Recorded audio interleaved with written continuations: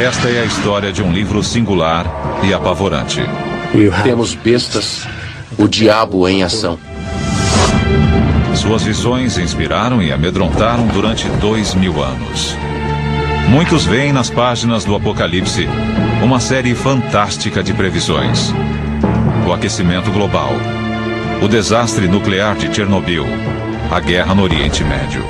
Não há no mundo campo de batalha mais perfeito do que este.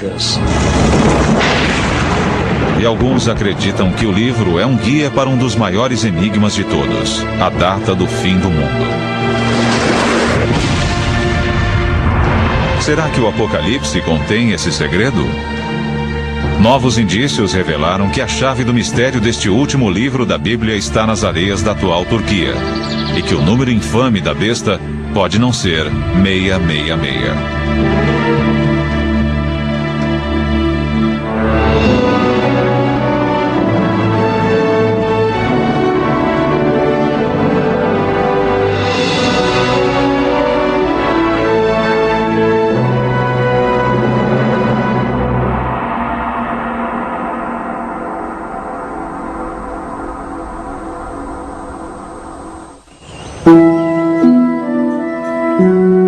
Para entender o Apocalipse, precisamos saber quem o escreveu e onde.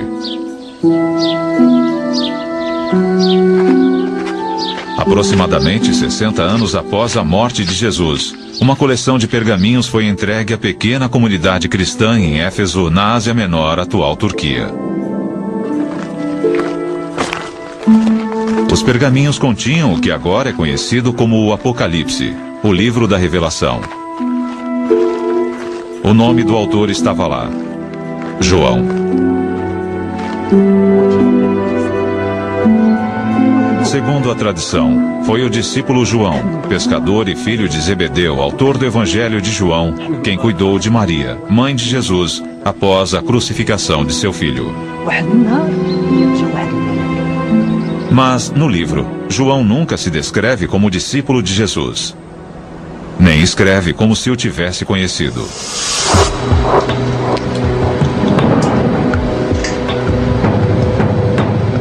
Agora, novos métodos científicos podem ajudar a solucionar a questão sobre quem foi o verdadeiro autor.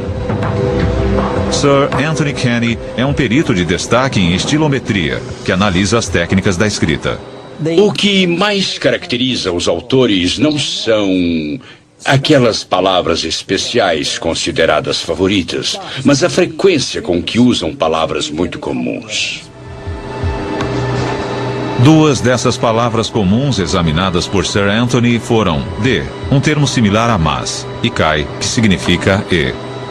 O termo e é 2 vezes mais frequente no Apocalipse, assim como em qualquer outro livro do Novo Testamento. Enquanto o Evangelho de João não o aprecia muito, sendo usado menos que a média. Por outro lado, o termo grego de, que é muito frequente em qualquer outro texto grego que já conheci, ocorre apenas 7 vezes em todo o livro da Revelação. Sir Anthony fez 99 testes similares aos do Apocalipse no Evangelho de João. Seus resultados foram conclusivos. Usando uma simples técnica de estatística, consegui reunir esses 99 testes de uma forma em que pude discriminar os textos. E, no final, eu vi que o 4º Evangelho e o Apocalipse eram coisas distintas.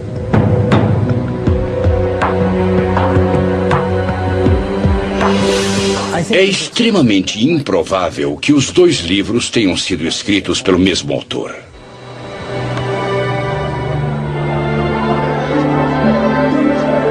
Sendo assim, tudo indica que João, o discípulo, não escreveu o Apocalipse. Greg Carey, perito no assunto, acredita que haja outras pistas no livro que indiquem o seu autor.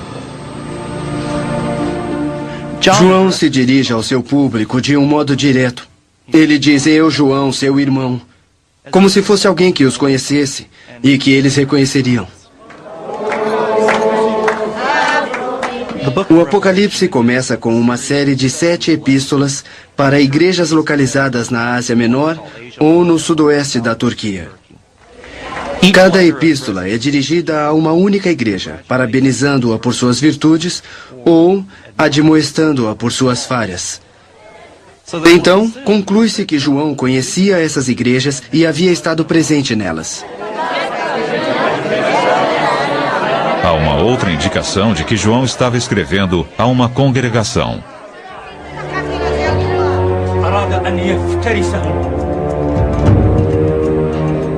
O Apocalipse de João, que significa revelação, descreve as visões distintas de anjos e monstros. A epístola, que deve ter sido ditada a um escriba, não é uma correspondência de rotina enviada a uma igreja cristã.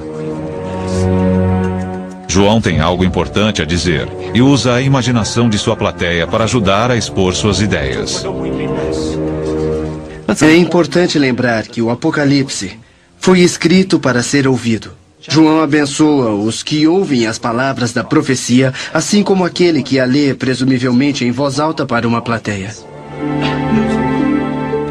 Havia uma necessidade aparente de que o Apocalipse fosse escrito para os ouvidos e não para os olhos.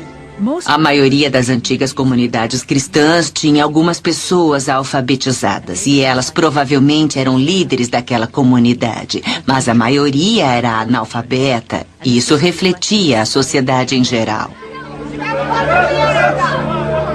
É quase certo que João fosse um homem de autoridade na igreja, escrevendo para os seus rebanhos na Ásia Menor. Mas isso ergue uma questão fundamental. O dragão de 7 cabeças e os 4 cavaleiros apavorantes são imagens incomuns, mesmo para os padrões do século I. O que fez João recorrer a imagens tão medonhas para transmitir sua mensagem? Para entender o verdadeiro significado do livro, precisamos voltar às suas raízes. Segundo a Bíblia, João escreveu o Apocalipse na ilha de Patmos, perto da costa turca, naquela época sob o controle do Império Romano. João diz aos fiéis que está na ilha por causa da palavra de Deus e o testemunho de fé em Jesus. Sempre que o Apocalipse menciona o testemunho de Jesus, ele o liga a sofrimento.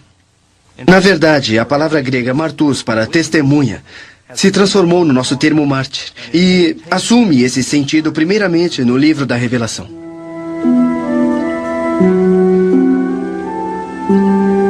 Se João estava sofrendo em Patmos, seria ele um prisioneiro dos romanos? Ian Boxall é perito sobre o autor do Apocalipse. Esta é a caverna onde, segundo a tradição, João tem suas visões. Aqui neste lugar é onde ele tradicionalmente apoiava a cabeça. E como não era muito ágil, segurava nisto aqui para se erguer. João, segundo todas as tradições, está aqui como exilado. Elas diferem precisamente quanto ao porquê de ele estar aqui, sobre quem o exilou, mas todas elas concordam que ele estava aqui em virtude de sua crença cristã. Embora não haja nenhum indício arqueológico de uma prisão romana, a localização da ilha sugere que servia a um propósito militar. Patmos pode ter sido uma de uma série de ilhas-fortalezas que defendiam um importante porto marítimo de Mileto, a 65 quilômetros dali no continente. Era um lugar ideal para confinar exilados.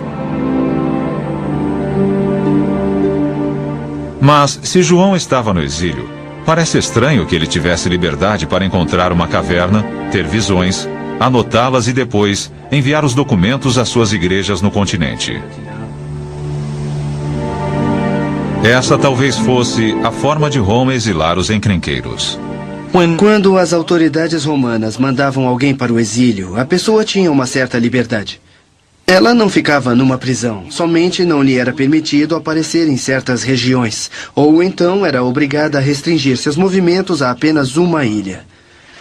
Mas ela podia manter a correspondência através de intermediários que navegavam entre a ilha e o continente, de modo que João deve ter podido manter contato com as igrejas às quais se dirigia. Há muita raiva no Apocalipse. e um desejo de que a justiça seja feita. E isso sempre foi visto como um resultado direto da perseguição romana aos cristãos.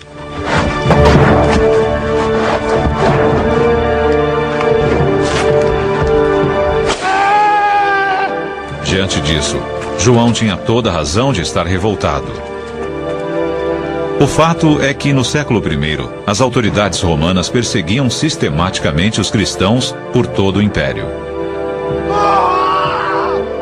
Acredita-se que a violência começou cerca de 20 anos antes de o Apocalipse ser escrito, sob o reinado do imperador Nero, em 64 d.C. Segundo a tradição, Nero culpava os cristãos pelo incêndio trágico e catastrófico que devastou a cidade naquele ano.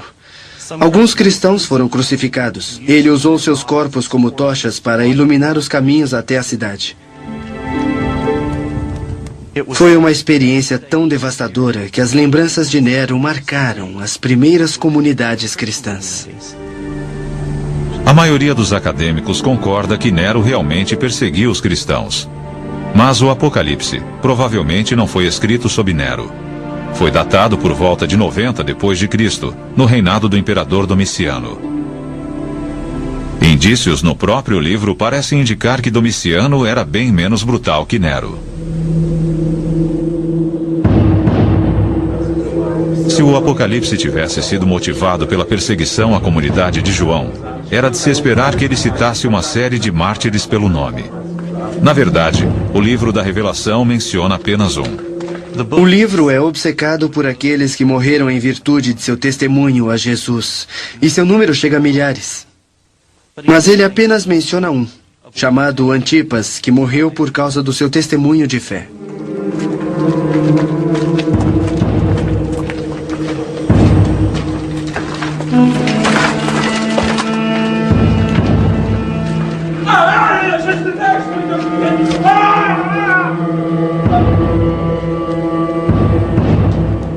Embora João mencione a morte do mártir Antipas, agora há indícios de que o imperador Domiciano talvez não tenha o sangue de tantos cristãos em suas mãos.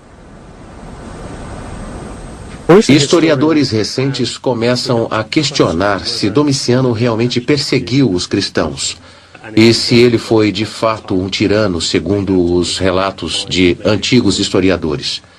Não existem muitas provas quando se começa a investigar esse aspecto.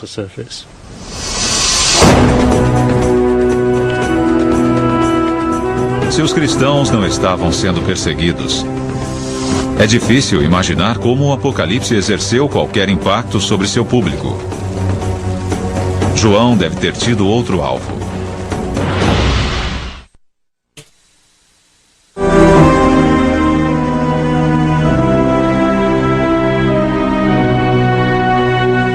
Estas ruínas do século II contêm uma pista vital sobre os motivos que fizeram João escrever o Apocalipse e quanto ao livro realmente conter a chave para o fim do mundo. A antiga cidade de Pérgamo situa-se 320 quilômetros ao norte de Éfeso, na atual Turquia, e foi um importante centro político e religioso na província romana da Ásia Menor. Também abrigava uma das novas comunidades cristãs que primeiro recebeu o livro da Revelação. Mas Dan Showalter, perito em arqueologia bíblica, acredita que os templos pagãos de Pérgamo oferecem melhores indícios sobre o que afligia João. Os restos parcialmente reconstruídos nos dão uma boa ideia de como a edificação devia ser impressionante. Mas era no pátio em volta do templo que a maior parte da atividade acontecia.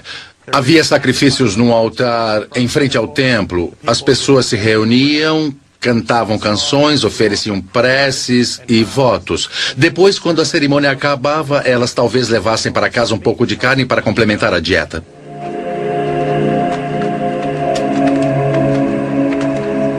João estava familiarizado com a veneração pagã, mas essa prática religiosa crescia em popularidade e estava em conflito direto com o cristianismo. Ela havia começado cerca de 100 anos antes de Domiciano, com a construção de templos a um novo deus, o imperador Augusto. Deve ter havido sacrifícios no templo imperial, onde as pessoas da cidade se reuniam e participavam honrando a presença e o poder de Roma e o imperador como indivíduo. Essa idolatria se espalhou pela Ásia Menor durante todo o século I. Todas as cidades do Império Romano tinham muitos templos, mas eram construídos para se adorar e agradecer a uma pessoa viva, um deus imperial. E aqui pode estar a chave para o Apocalipse. Para João, esse culto ao imperador era uma terrível blasfêmia. João teria resistido ao culto imperial porque contrariava a crença em Jesus, algo que ele tinha muito interesse em promover.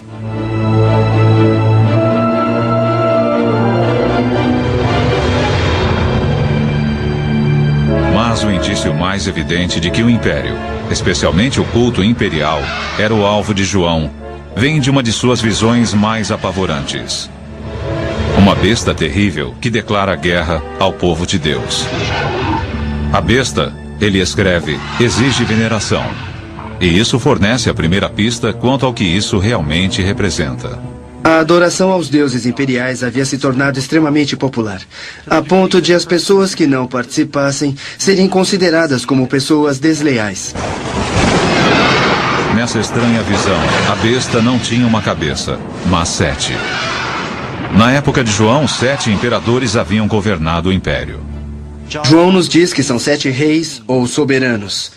E embora os estudiosos discordem quanto ao qual imperador romano essas 7 cabeças representam, elas parecem representar o poder imperial romano.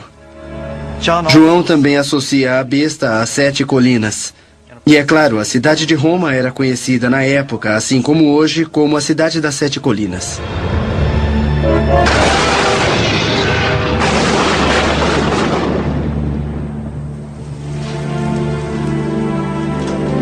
Para muitos acadêmicos, essas referências ambíguas, mas repetidas à besta, mostram que o alvo de João não é a perseguição romana, mas o paganismo do culto imperial. Porém, a história toda não acaba aí. O público de João, como cristãos fiéis, teria compartilhado de suas visões e, portanto, não haveria necessidade de escrever a tal carta. Porém, uma olhada mais detalhada no texto do Apocalipse revela por que João achou que seria tão importante difundir sua mensagem. Parece que ele ficou alarmado com o comportamento de alguns membros de seu rebanho. Uma dessas igrejas se encontrava em outra parte do Império Romano. Ao sul de Pérgamo ficava a antiga cidade de Éfeso.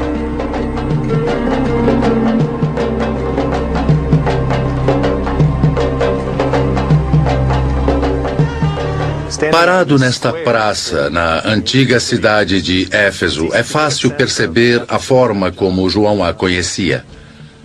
As ruas eram cheias de gente e as lojas vendiam muitas coisas. Era uma antiga cidade portuária para onde vinham as pessoas de todo o Mediterrâneo e de mais além para negociar, trocar ideias e às vezes compartilhar religiões. Neste caldeirão cultural mediterrâneo, a igreja cristã era só uma pequena minoria. Um teatro como este acomodava 25 mil pessoas e a comunidade cristã, as igrejas daqui, provavelmente representavam uma porcentagem bem pequena disso. Os cristãos deviam encher apenas algumas fileiras.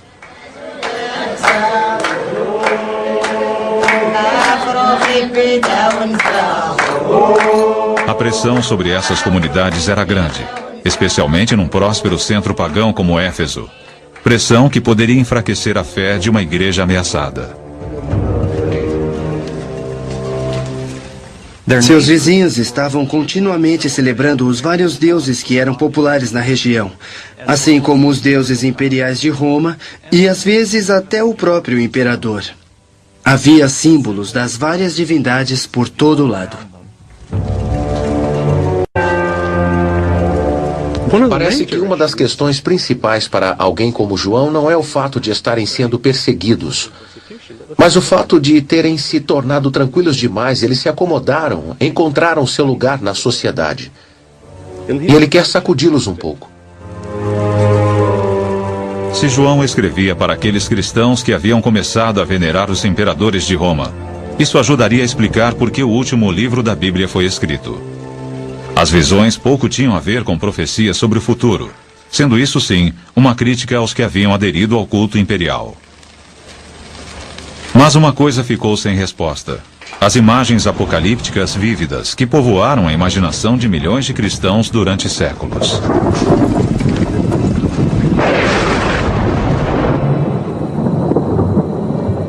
Que significado essas visões poderiam ter para as igrejas de João? Talvez pouco tivessem a ver com o culto do imperador divino, e tudo a ver com as visões de um futuro aterrorizante.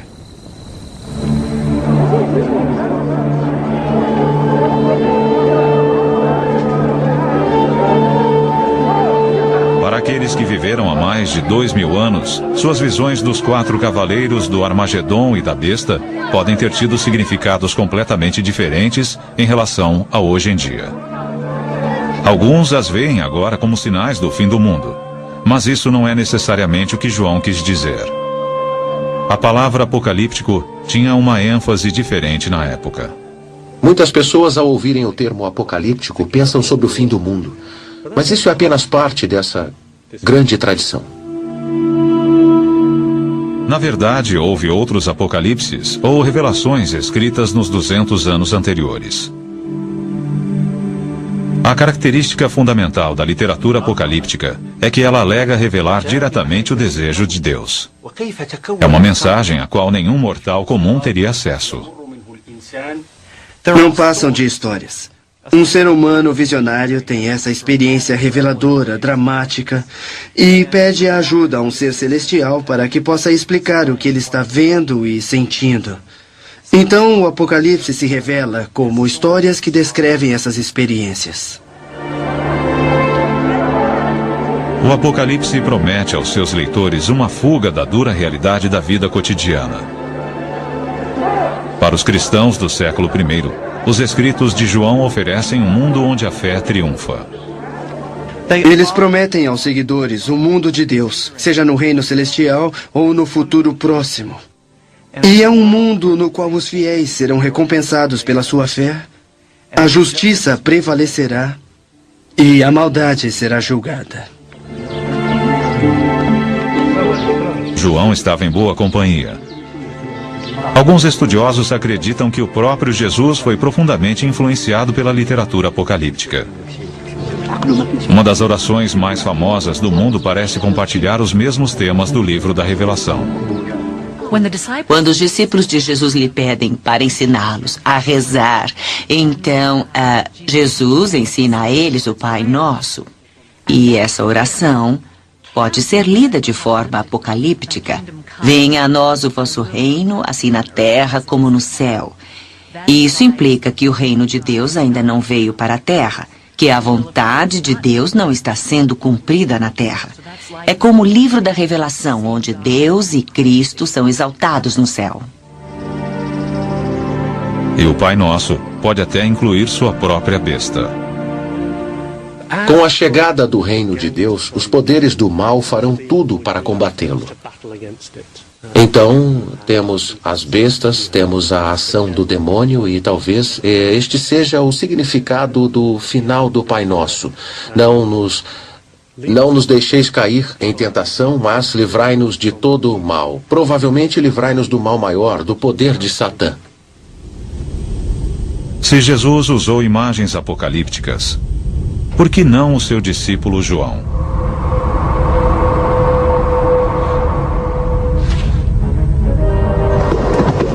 Talvez essa tradição de escrita apocalíptica tenha ajudado a decifrar algumas das visões de João, como os infames 4 cavaleiros do Apocalipse. Esses seres apavorantes aparecem pela primeira vez num texto do Velho Testamento, o livro do profeta Zacarias.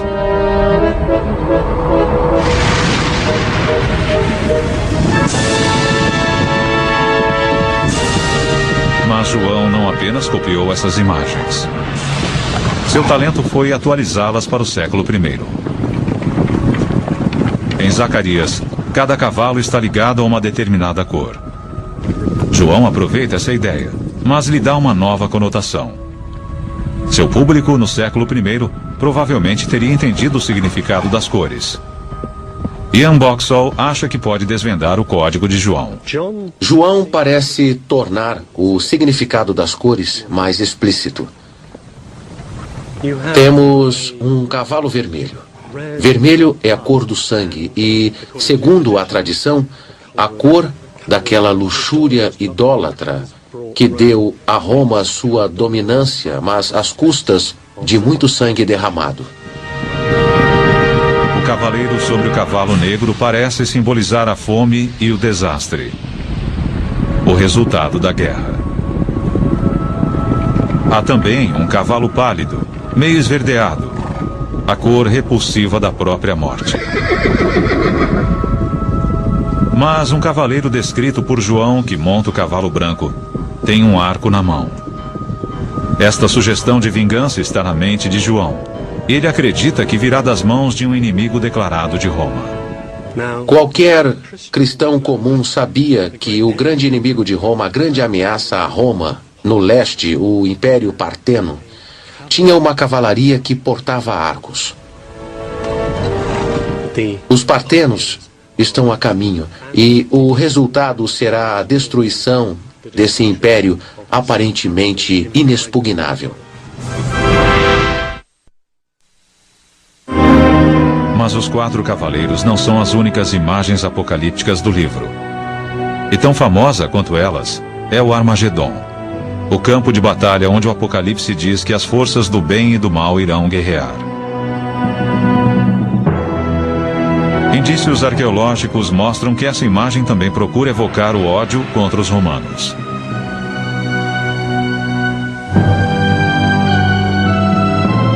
Esta é Megido, no Vale Jezreel, atual Israel.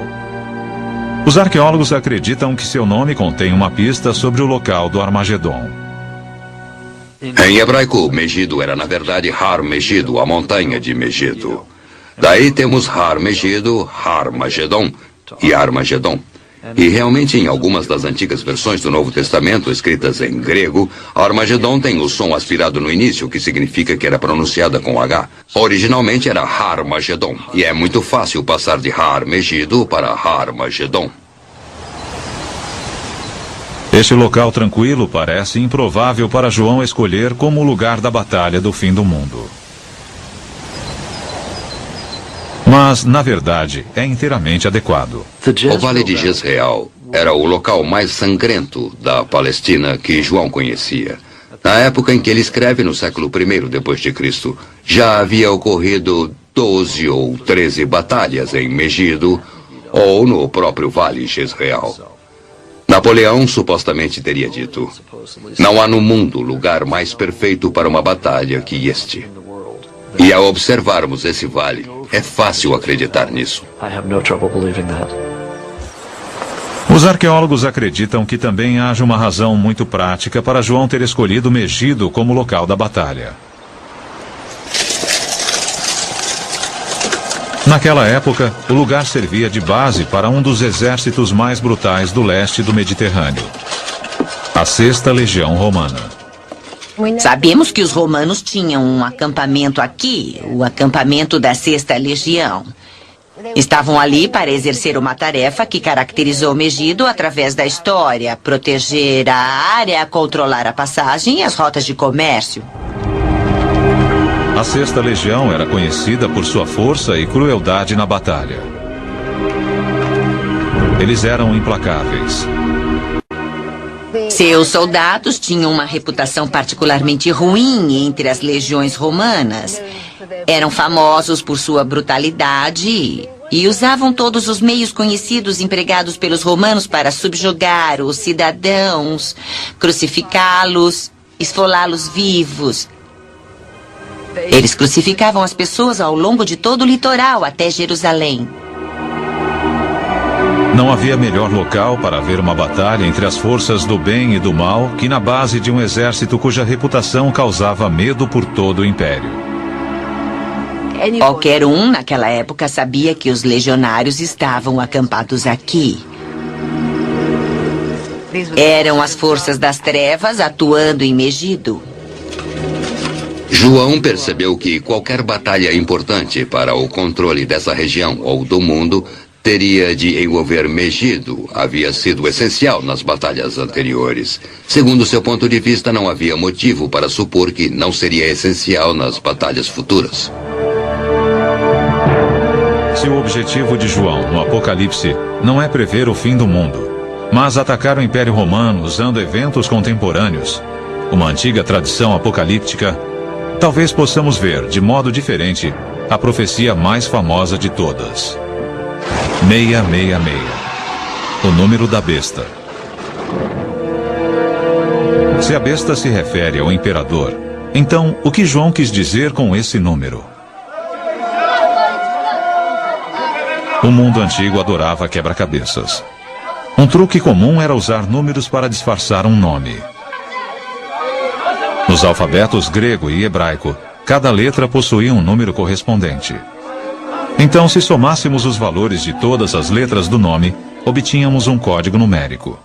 Aqui temos um bom exemplo. Ana, escrito em letras maiúsculas gregas que equivalem às nossas. O número A, alfa, é 1, e o número N é 50. Então, um pouco de aritmética simples. E temos 102, que é o número do nome Ana. Existem grafites antigos que sugerem que essa brincadeira tinha um propósito basicamente frívolo. Há um exemplo bem interessante achado numa parede de Pompeia que dizia: amo a garota cujo número é 545. Ela sabia que seu número era 545. Outros talvez precisassem fazer alguns cálculos para descobrir quem era ela. Mas para João essa brincadeira é séria. Ele nos dá o quebra-cabeça ao contrário. Ele dá o número e convida seus seguidores a descobrir o nome. Ele escreve no Apocalipse: aquele que tem discernimento vai calcular o número da besta, pois é um número humano. Seu número é 666. Para os historiadores, a resposta parece óbvia. A melhor explicação é que João está pensando no imperador Nero. Se escrevermos o nome Nero César usando o alfabeto hebraico, temos o seguinte: 50, 200, 6, 50, 100, 60 e 200, que após uma rápida aritmética nos dá o número de Nero César. 666 parece ser um antigo código que liga o imperador Nero ao número da besta. Mas uma coleção de documentos recentemente decifrados lançou dúvida quanto ao número 666 ser realmente o número da besta.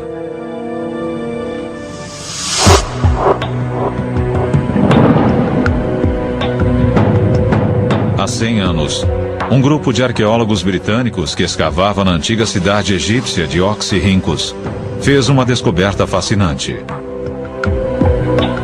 Não um tesouro enterrado, mas papel descartado num monte de lixo com 9 metros de profundidade. Todo esse material foi levado a Oxford, onde desde então tem sido limpo, catalogado e traduzido. Em 1999, um fragmento de papiro foi identificado como sendo um extrato do século III do livro do Apocalipse. Um exame mais cuidadoso revelou que o número mais infame do mundo não era o que parecia. Aqui temos um minúsculo fragmento. Foi escrito por alguém que era um bom escriba, que escrevia de um modo claro para as pessoas, mas também escrevia bem depressa. Aqui temos parte de uma linha onde dizia: aquele que tem discernimento vai calcular o número. E depois 3 letras que representavam um numeral. As letras são Kai, que equivale a 600, Iota, que seria o nosso eu e equivale a 10, e Estigma, no final, equivale a 6. Então, o número aqui, obviamente, é 616. Se o número da besta é 616, então não corresponde a Nero. Isso indica que o verdadeiro alvo de João era outra pessoa. Se aplicarmos as mesmas regras da brincadeira com os números, surge uma outra figura odiada. Outro imperador romano. Calígula foi imperador de 37 a 41. E Calígula, na verdade, era um apelido. Seu nome verdadeiro era Gaio. Se pegarmos o nome Gaio César e trocarmos por letras gregas, teremos Gaius Caesar. Se dermos um valor numérico a cada uma das letras do nome, teremos 284 para Gaius e para Caesar 332. Isso nos dá 616.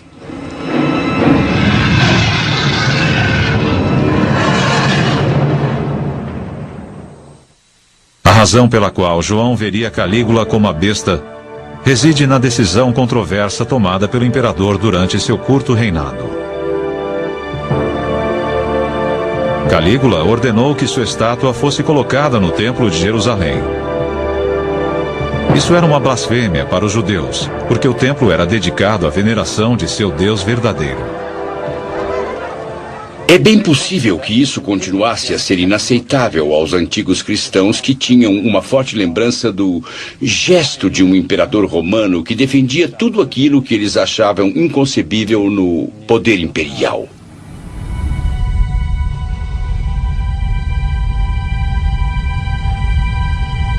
Se o Apocalipse não é uma profecia sobre o fim do mundo, mas um ataque contra Roma, onde ficam as visões de João? Poucos estudiosos negam que ele tivesse visões. Na verdade, as experiências visionárias são tão comuns em outros credos que, no caso de João, elas podem ter servido para inspirar seu rebanho. A visão de João se encaixava dentro da tradição cristã, mas parece ter várias características equivalentes às dos xamãs de outras culturas.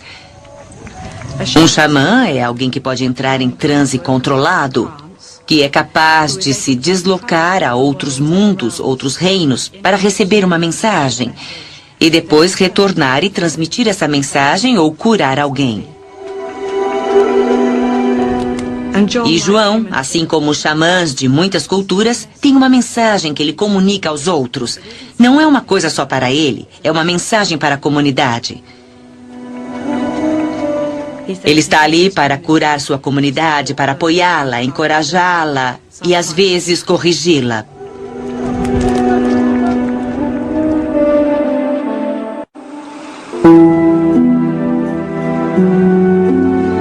Todos os indícios disponíveis da arqueologia e história recentes sugerem que o livro da Revelação não é uma série de profecias prevendo o fim do mundo. Ao contrário, é uma mensagem urgente para uma plateia do século I, sob o risco de ser seduzida pelo culto imperial romano. Em vez de vermos João nessa ilha, contemplando o futuro sombrio e distante, assim como um clarividente contempla uma bola de cristal, talvez devêssemos vê-lo sentado na ilha contemplando o mar. As 7 igrejas estão do outro lado. Ele tem uma mensagem urgente para elas e quer que a ouçam. Porém, resta uma questão sobre as profecias de João. Se o Apocalipse é simplesmente o ataque de um líder da igreja contra os cristãos decadentes do século I, por que João parece ter um dom excepcional para prever eventos futuros? Seriam eles apenas coincidências ou, segundo algumas pessoas alegam, previsões acuradas sobre o fim do mundo?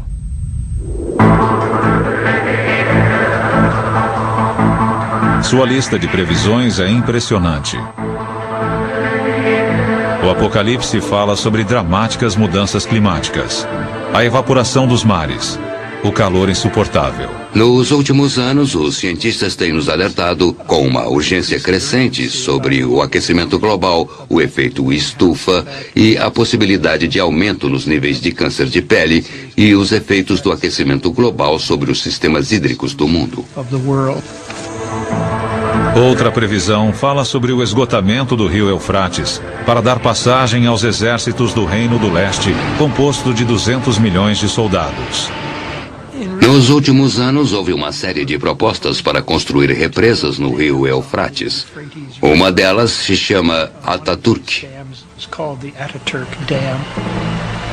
Na época em que os americanos e outros povos estavam muito preocupados com o comunismo chinês, foram feitos estudos sobre o tamanho do poderio militar chinês e algumas estimativas chegaram a 200 milhões de homens.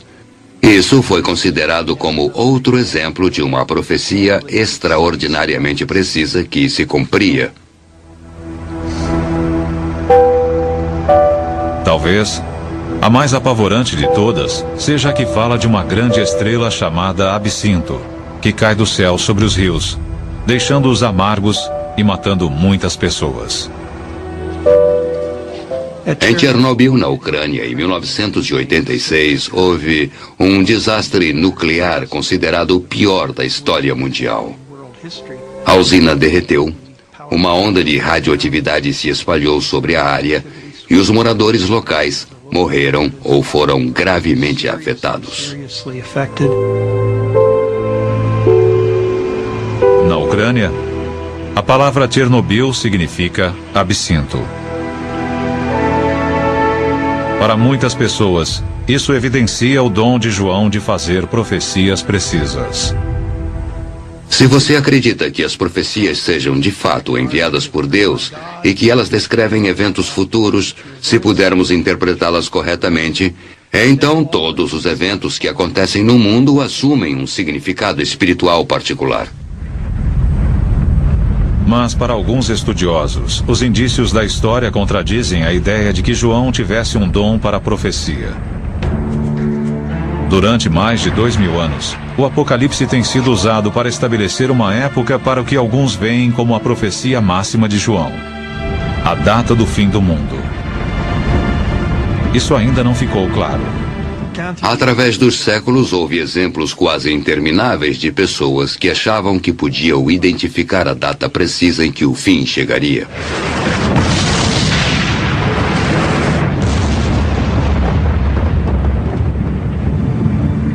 No ano 1000, na Europa, no século XIX, em 1843, 1844, no ano 1666, 1987 e no ano 2000, é claro.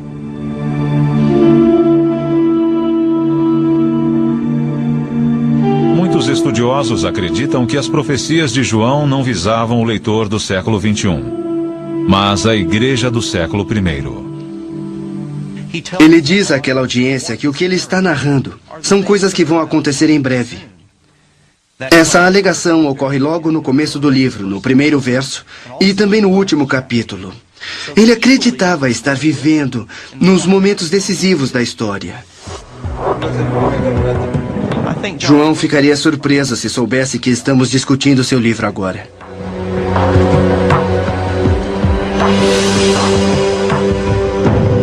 Embora pareça que o livro da Revelação não seja uma visão sobre o fim do mundo, como muitos esperavam e talvez muitos mais temessem, uma das profecias de João pode ter se realizado.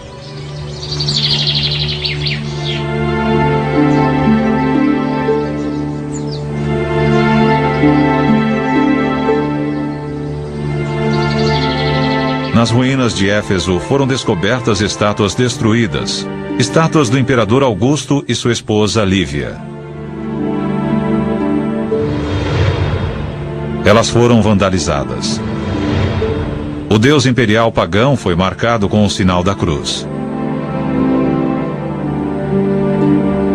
Uma das previsões de João havia definitivamente se realizado. Um acontecimento que mudou o mundo para sempre. No início do século IV, o imperador Constantino decide que essa política de tentar erradicar a igreja não ia funcionar e declara então o cristianismo religião oficial do império. A partir daí, a igreja continua a crescer e a se desenvolver até que, por volta do final do século IV, ela se torna a força dominante dentro do império. A visão de João de que o Império Romano cairia, a besta seria derrotada e a Igreja de Deus triunfaria, realmente se concretizou. A visão fornecida pelo autor do Apocalipse sobre a queda de Roma, a destruição de todas as edificações gloriosas das quais ainda restam indícios atualmente, é, de certa forma, a consumação do que João esperava que acontecesse.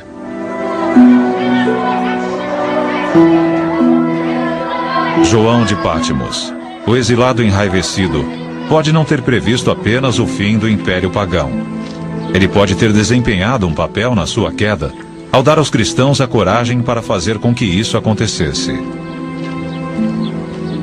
Se as igrejas tivessem sido seduzidas pela glória que Roma oferecia, é bem provável que não tivessem sobrevivido. Não há razão para achar que um pequeno grupo minoritário conseguisse perseverar se não tivesse fé para enfrentar e resistir às tentações e às ameaças que o império usou contra ele. Embora muitos continuem a obter esperança e inspiração através de suas palavras, talvez o verdadeiro significado do Apocalipse seja encontrado no passado e não no futuro. Versão brasileira, DPN Santos.